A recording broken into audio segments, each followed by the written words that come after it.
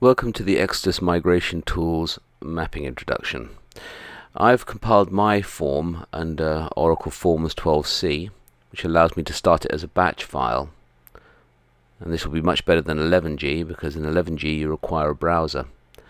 Your batch file should look something like this. You'll also need to set up your default environment files and your forms config files.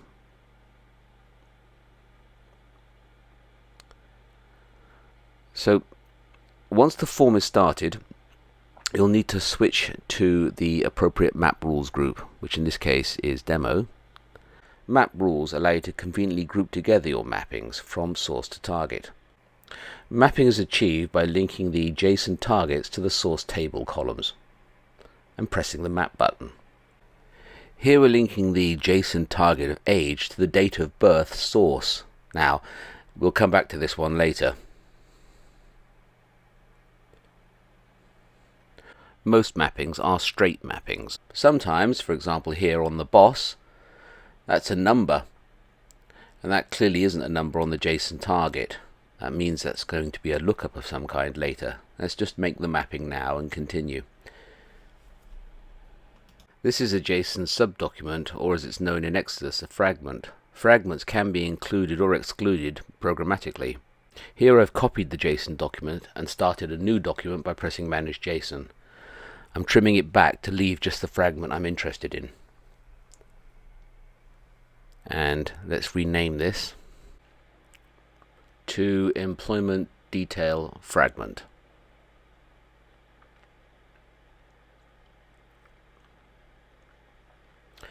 And we also have to be careful to choose Stored Fragment as the document type. And then press the Load JSON and install. And there is a further fragment called Department within this fragment. Again, let's copy that and press Manage JSON and then trim it back to just leave the Department fragment.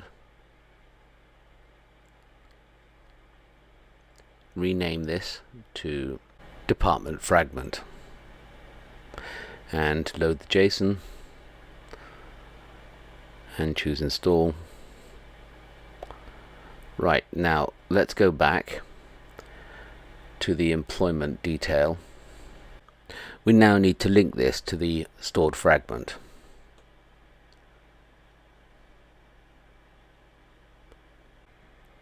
It's important that the link is created on the first line of the stored fragment.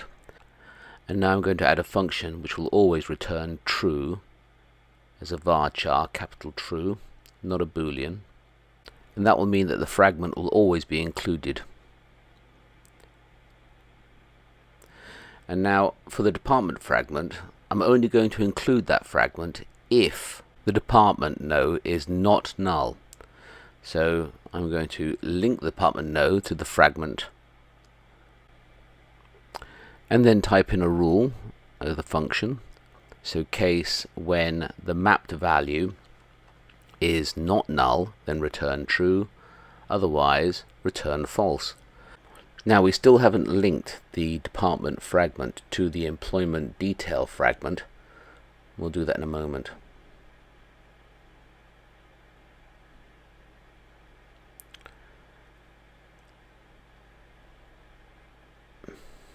Press relate, choose a fragment, in this case department.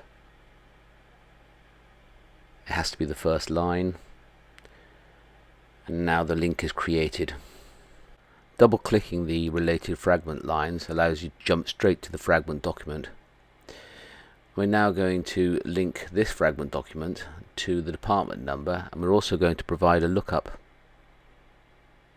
So this now looks up from the departments table, but notice it says demo stir-GTL owner. Well, we're going to use a substitution variable, which is $, open curly brackets, stir-GTL owner, and that will change dynamically along with the context when we run our migration. I'm also going to save this in the library of functions so that we can use it again somewhere else within our mapping. So let's look up department, add to library, and press save. Now the location will look very similar to the lookup of the name, so I'm going to get it from the library, but I'm going to change name to location. I'm also going to put this in the library too. Now it's warning me about the fact that I used a library to start off with, so it wants to know whether or not I want to update that or create a new one. So let's save this as a new name and save. Let's go back and map these two fields from the employment detail fragment. So the salary and the hire date. These are straight mappings.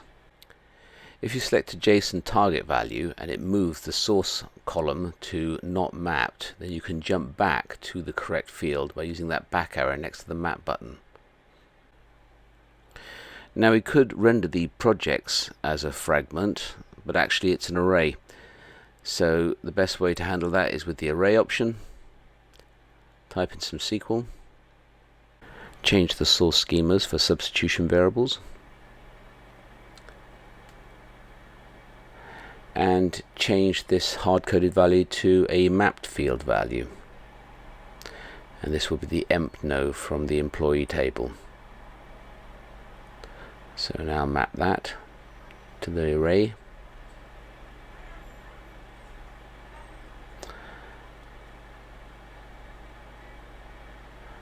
Now let's go back to the date of birth. Now I appreciate this isn't how it would be done in real life. You wouldn't store an age, you would store the date of birth, but this is just an example. So we're going to change that to a function which is based on the date of birth.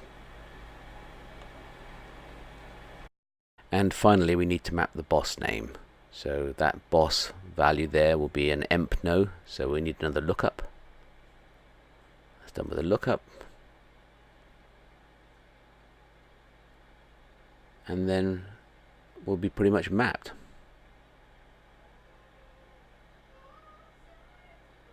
Press save. Now mapping to the JSON document is one thing, but we still need to map to the target table. I would suggest changing the schema name to a substitution variable. This will give you greater flexibility when you migrate to alternate schemas. You must press that green accept button for it to go in. And now we'll map the columns. So the first column is empno, quite straightforward. The payload column will consist of a function equals :JSON, open brackets, quotes, and the name of the JSON target document.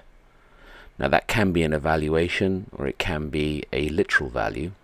In our case it's a literal, and I find it's easiest to navigate to the target JSON document, select Manage JSON and copy the name of the JSON document, navigate back and then paste it in.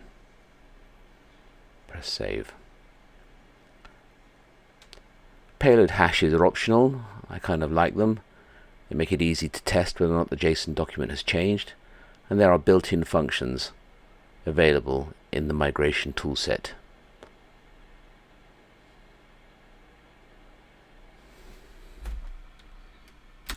Right, now we need to actually create our migration, so we select migration and choose our migration grouping. In this case it will be demo. And the context we have set right now is demo. There's only one context, you can add more. Let's start our migration off by adding a process, and this process will truncate the target schemas. Now in this example it's fairly crude. I simply do an execute immediate and truncate the target schema. You can control any aspect of the migration from plus process steps and the plus migration steps from external context variables that are passed in when the migration is launched. Now let's change the source schema to be a $context variable and also the map rules group to be demo.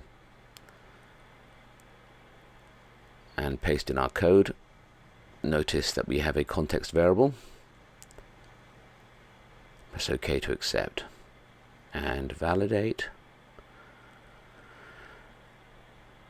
Now plus migration, to create an actual migration step, give it a name, migrate employees, and also the context variable for the source schema, and the map rules group we set to demo. The order of the runtime is important. We start off with a truncate and then move on to the migrate employees. Use the auto add button. Tables that appear in this drop down are configured through the pre-ETL params table. Choose your target document, and it will work out what the targets are and what the source table is. Select touch status and choose yes if you have a migration status on the source tables. If you don't have a migration status, that option won't be available. And you can put a where clause in and define whether or not you use a driver table. In our case, we're not going to use a driver table. More on those later. You can also manage inline views, which you can join to and create libraries of inline views.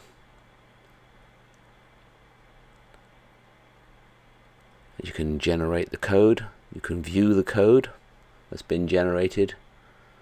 There are lots of ways of copying that out,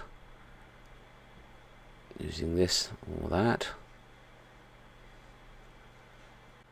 And now you're ready to begin your migration.